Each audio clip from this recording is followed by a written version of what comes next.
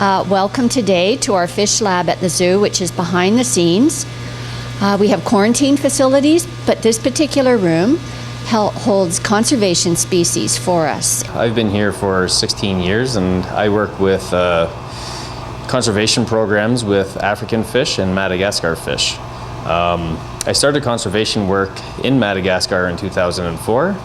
In 2010, I was able to join Dr. Paul Loisel from the New York Aquarium and Alex Saunders from the Denver Zoo in field work in Madagascar. We're looking today at our Madagascar fishes that have just come over in the last month or so from Madagascar. In 2013, I started working with ZSL, which is Zoological Society of London, and they were looking for a fish called Tigress enceladus. We did a worldwide call through zoos and through hobbyists, and we're not able to find any. So we decided to start an expedition, and in 2013 we were able to find 4 species of fish that are only found in this river in Madagascar. We brought these fish to a breeding facility in Madagascar, and this year we found that they had many babies. So we were able to take some of the babies and we brought them here to the Toronto Zoo. This is a very important conservation program we've been involved with for over 10 years.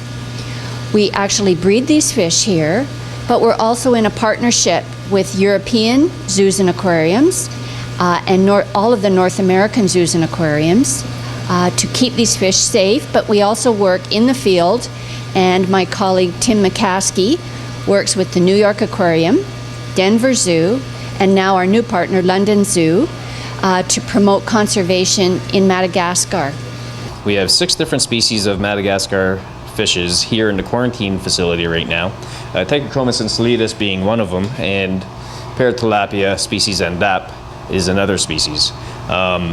These species are only found in Madagascar. These fish we see in stress conditions, just like you would see in our waters in Canada, but we're working with colleagues and biologists in Madagascar to conserve these fish that are extremely rare. With the IUCN, these are red-listed species called critically endangered. Some of the projects that we work with there, we're trying to build ponds in the villages.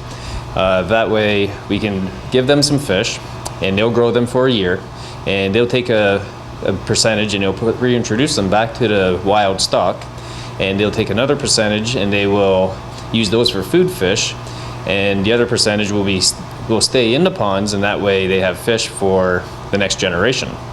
The fish that they take out and they eat, they can trade those in the market for other foods, for rice, and this will help them from overfishing the rivers, which will help stabilize the population in the wild. We brought these fish to Toronto so that we can breed them, stabilize them, and then distribute pocket populations to these other facilities, as well as maintain aquaculture ponds in Madagascar.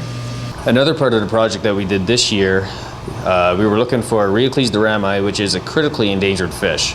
Last year we found one in one of the western drainage basins. This year we looked in 13 different locations for this fish in the west, and we could not find it. We did find a Rheocles species in the east, which could be the species that we were looking for, but we don't know yet. We'll have to do some genetic work, and hopefully next year I'll return and we'll bring back some babies, so that way we can start a breeding program here at the Toronto Zoo with other zoological institutions, and they will not go extinct, hopefully. It's kind of an exciting program for us, and it's relatively new. We work around the world, but this Madagascar program is about 5 years old. And we're helping our Malagasy colleagues to establish these conservation species and provide food fish as well to the local people in Madagascar.